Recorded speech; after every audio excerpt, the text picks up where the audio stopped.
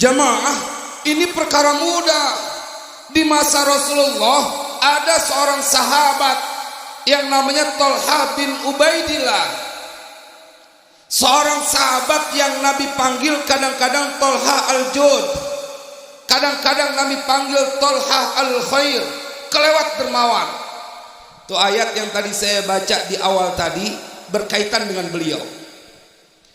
Minal mu'minina rijalun sadaqu ma ahadullaha alaih faminhum man qadha nahbahu wa minhum man yantawir wa ma baddalu tabdila.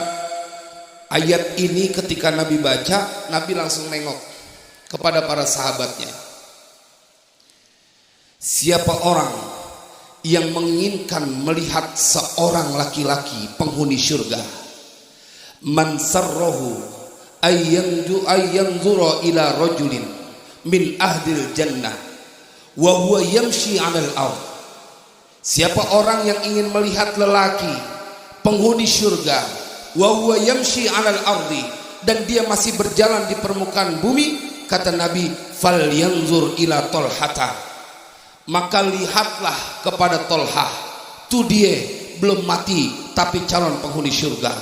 Ya Allah. Tetapi yang ingin saya sampaikan adalah curhatan istri beliau.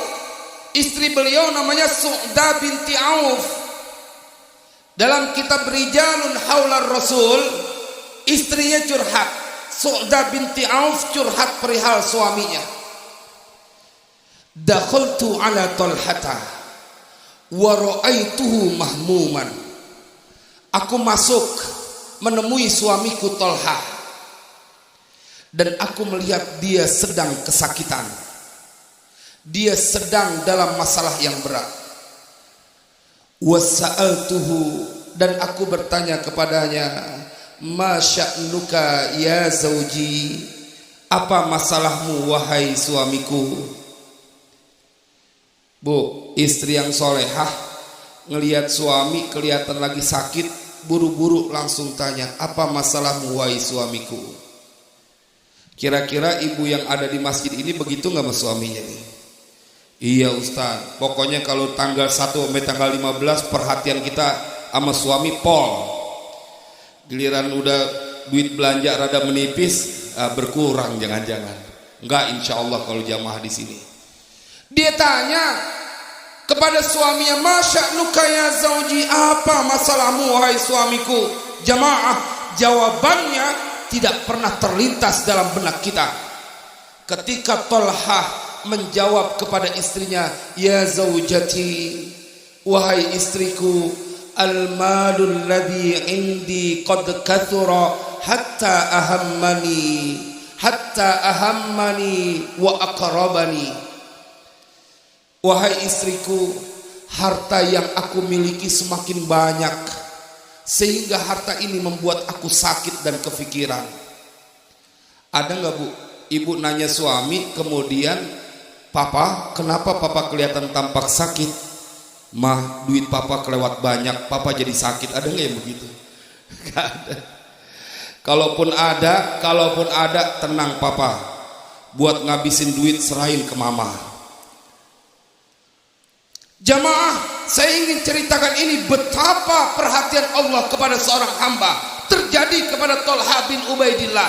Surga udah nungguin dia, dunia udah menjadi budak dia. Bukan diperbudak oleh dunia, tetapi dunia telah menjadi budak dia. Jamaah, kenapa ini terjadi?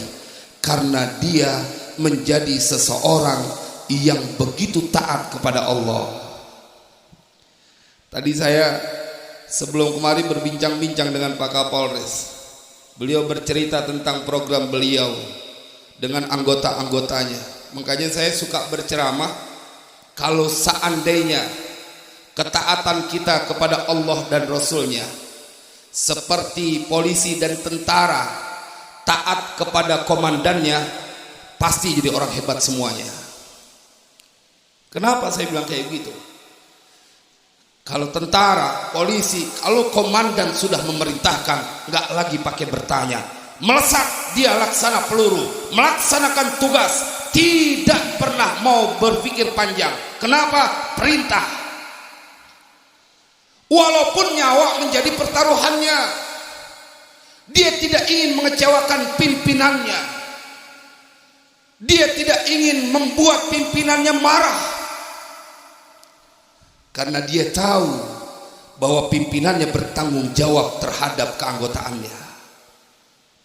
Jamaah, lalu kalau kita tarik ini kepada ketaatan kita kepada Allah, seandainya perintah Allah yang ada di dalam Al-Quran kita jalankan dalam keseharian, larangannya kita tinggalkan, tidak akan pernah terjadi kesusahan dalam hidup kita. Bersama Allah sesungguhnya akan menciptakan keindahan dalam hidup kita. Lihat Talha bin Ubaidillah, sampai dia kebingungan, begitu banyak harta yang dimiliki, karena bagi Allah semuanya mudah. Tapi kadang-kadang kita taatan sama manusia dibanding sama Allah. Katanya pengen surga, katanya takut sama neraka. Ini masjid udah segini mewah, sebegini damainya, sebegini nyamannya, dibangun menjadi kebanggaan dari Kutacane. Tetapi tidak banyak orang yang kemudian mengambil kesempatan untuk mendekatkan dirinya kepada Allah. Padahal ini masjid 24 jam. Kenapa itu terjadi? Kita masih ragu, Bu. Kita masih gak yakin. Itu tadi yang dibaca Asmaul Husna, yang insya Allah akan menjadi bacaan kita. Jamaah, ada sebuah garansi dari Rasulullah. La taqumus sa'atu ala ahadin yaqulu Allahu Allahu. Hadis ini sahih. Tidak akan terjadi hari kiamat atas seseorang yang dia masih mengucapkan Allahu Allah. Nabi ingin menginformasikan hari kiamat yang begitu berat, yang begitu mengerikan, nggak bakal terjadi bila di permukaan bumi ini ada orang yang mengucapkan Allah Allah. Nabi ingin bercerita bagaimana dahsyatnya itu kalimat nama Allah bila disebut.